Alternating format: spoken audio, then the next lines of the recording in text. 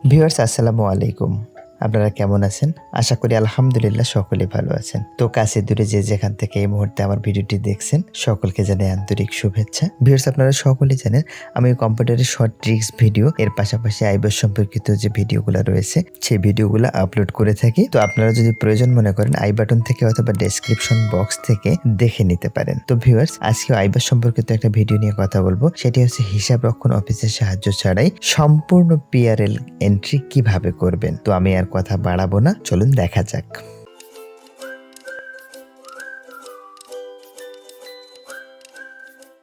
Viewers আমার এই ভিডিওটাকে আমি 5টা ভাগে ভাগ করেছি। তো প্রথম হচ্ছে PRL এন্ট্রি 1 নাম্বার, 2 নাম্বারে হচ্ছে এটা DDO আইডি থেকে কিভাবে অ্যাপ্রুভ করব, service status approve by DDO। তো 3 নাম্বার হচ্ছে এই বিলটা এন্ট্রি দেব কোথা থেকে, এমপ্লয়ি পেবিল এন্ট্রি। তো 4 নাম্বার পার্টে রেখেছি এমপ্লয়ি পেবিল সাবমিশন, বিলটা ট্রেজারি অফিসে কিভাবে সাবমিট করব। তো 5 নাম্বারে রেখেছি staff bill summary and details, অর্থাৎ বিলটা সাবমিট হওয়ার পর বিলের কপিটা কিভাবে আমি রিপোর্ট থেকে প্রিন্ট করব। ভিউয়ার্স প্রথম যে পার্টটা রয়েছে আমার PRL এন্ট্রি, তো আমি এই পার্টে দেখাবো কিভাবে সম্পূর্ণ PRL এন্ট্রি করবেন। তো ভিউয়ার্স আমি ব্রাউজারটা ওপেন করে নিলাম। ওপেন করে নেওয়ার পর iBAS++ দিয়ে সার্চ করলাম। সার্চ করার পর প্রথম যে লিঙ্কটা আসলো আমার ibas.finance.gov.vt। তো প্রথম লিঙ্কটাতে আমি ক্লিক করলাম। ক্লিক করার পরে এরকম একটা পপ আপ আমার ওপেন হলো। তো এইখানে আমি যথারীতি যেভাবে লগ ইন করতে হয় তো আপনাদের সকলেরই জানা। তো ইউজার আইডি দিতে হবে, এখানে password, then captcha.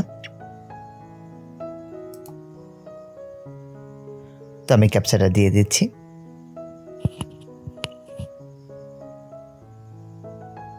Log in. তো ভিউয়ার্স আমি এখানে বাজেট এডুকেশনে ঢুকবো, ক্লিক। তো লোড নিচ্ছে পেজটা।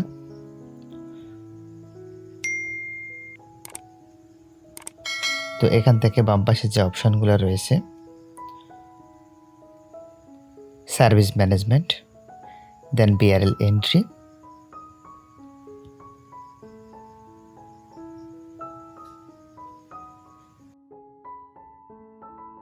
তো এখান থেকে এমপ্লয়ি টাইপ, গভ স্টাফ, দেন নিচে রয়েছে NID কার্ড নাম্বার দেওয়ার অপশন।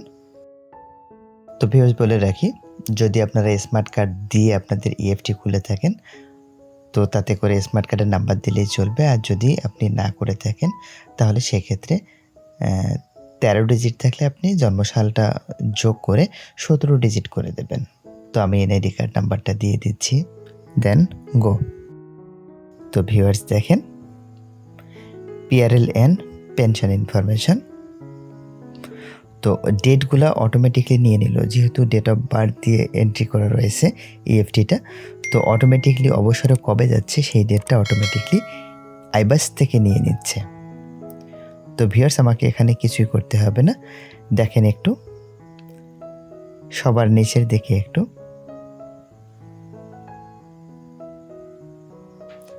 আপলোড অর্ডার লেটার লেখা রয়েছে। তো এখানে শুধু আমাকে অর্ডারের কপিটা আপলোড করে দিতে হবে।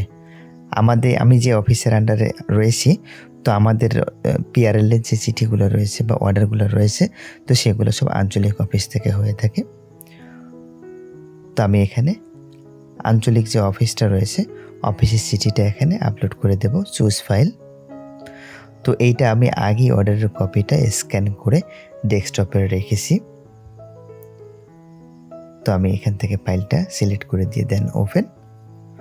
তো নিচে সেভ অপশন রয়েছে, তো এখানে সেভ অপশন দিয়ে দিলাম। সাকসেসফুলি আপলোড হয়ে গেল। তো ভিউয়ার দেখেন নিচে শো করাচ্ছে। তো এখানে ক্লিক করে দেখা যাবে আমি আসলে কোন ফাইলটা বা কোন চিঠিটা আপলোড করলাম। তো ক্লিক হেয়ারে দেখে নিতে পারি আমি। দেখেন এখানে অফিস আদেশটা আমি আগে থেকেই রেখেছিলাম, তো সেই অফিস আদেশটা শো করাচ্ছে। তো এখান থেকে চাইলে আপনি এডিট করে নিতে পারেন। এছাড়াও যদি মনে হয় যে ভুলভ্রান্তি কিছু হয়েছে তাহলে রিমুভ করে দিতে পারেন। আর দেখেন এখানে স্ট্যাটাসে দেখাচ্ছে হচ্ছে পেন্ডিং। তো ভিউয়ার্স এ পর্যায়ে আমার PRL এন্ট্রির কাজ শেষ। তো ভিউয়ার্স, আমার দ্বিতীয় যে পর্বটা রয়েছে, তো দ্বিতীয় পর্বে আমি দেখাবো ডিডিও আইডি থেকে এই পেন্ডিং যে স্ট্যাটাসটা দেখাচ্ছে, তো সেটা অ্যাপ্রুভ কিভাবে করব। তো ভিউয়ার্স, একইভাবে সার্ভিস ম্যানেজমেন্ট থেকে অপশনটা এটাই রয়েছে, service stage approve by DDO. একটু নিচের দিকে আসেন।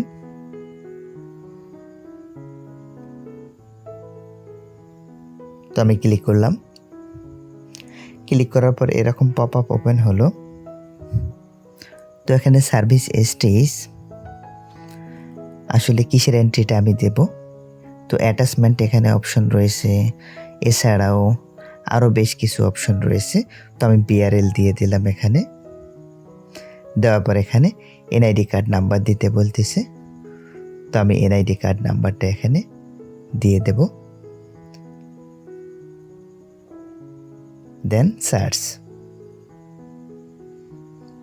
তো ভিউয়ার্স দেখেন, যেই আমি PRLটা এন্ট্রি দিয়েছিলাম, তো এটা ডিডিও আইডিতেই ডিডিও মহোদয় দ্বারা অ্যাপ্রুভের জন্য দেখাচ্ছে। তো ভিউয়ার্স দেখেন, এখান থেকে PRL এর সম্পূর্ণ ইনফরমেশন দেখাচ্ছে। দেন এখানে ক্লিক হেয়ার, ডিডিও মহোদয় দেখে নিতে পারেন যে অর্ডারের কপিটা আছে কিনা সাথে।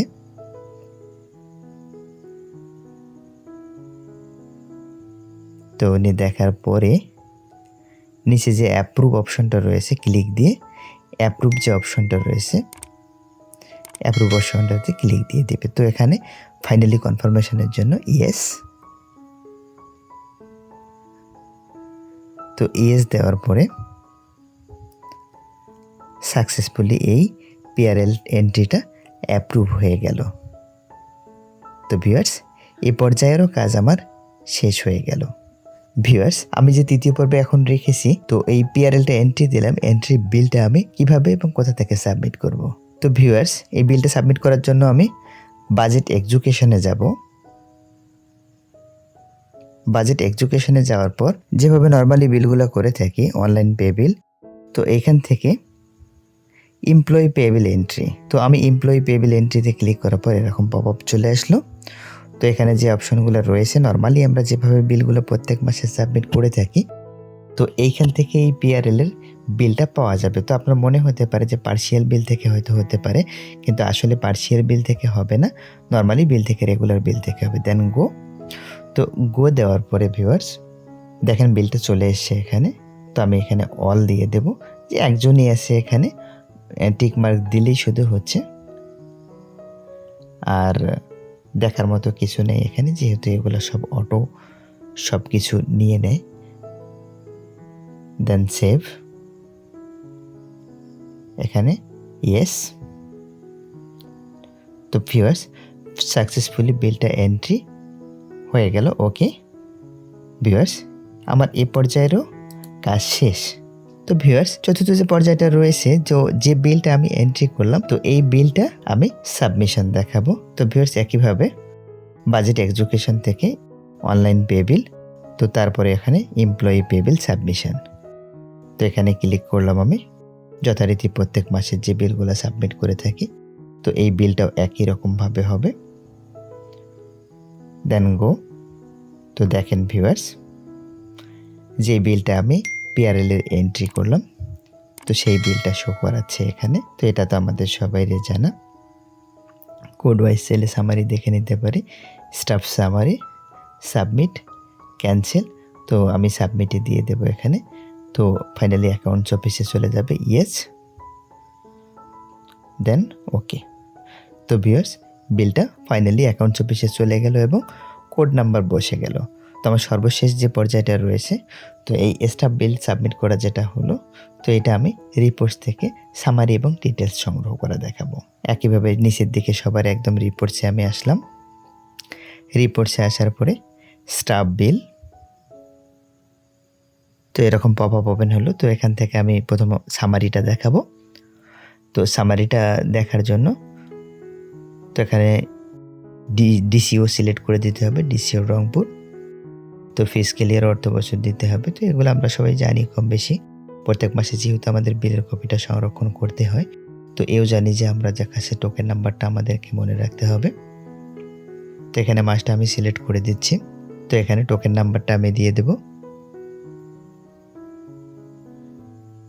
দেন ডিডিও যে কোডটা রয়েছে কোড অনুযায়ী এটা সিলেক্ট করে দিতে হবে। আমি যে দপ্তরে চাকরি করি তো সেই দপ্তরে কোড দিয়ে দিলাম। দেখেন ভিউয়ার্স খুব সহজে এখানে যে আমি বিলটা সাবমিট করলাম তো সেটা সামারিটা চলে আসলো। তো এখান থেকে ডাউনলোড করে নিতে পারেন, আপনি প্রিন্টও করে নিতে পারেন। আমি ডাউনলোড দেখাচ্ছি।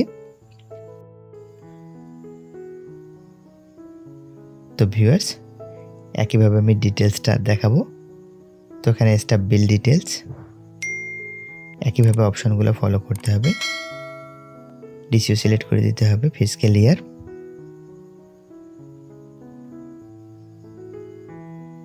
দেন মান্থ সিলেক্ট করে দিতে হবে, মাসের নাম, পাশাপাশি টোকেন নাম্বারটা দিতে হবে। তো আমি টোকেন নাম্বারটা দিয়ে দিচ্ছি। পাশাপাশি যে দপ্তরে আমি চাকরি করি সেই দপ্তরের একটা কোড রয়েছে তো সেই কোডটা আমি সিলেক্ট করে দিলাম।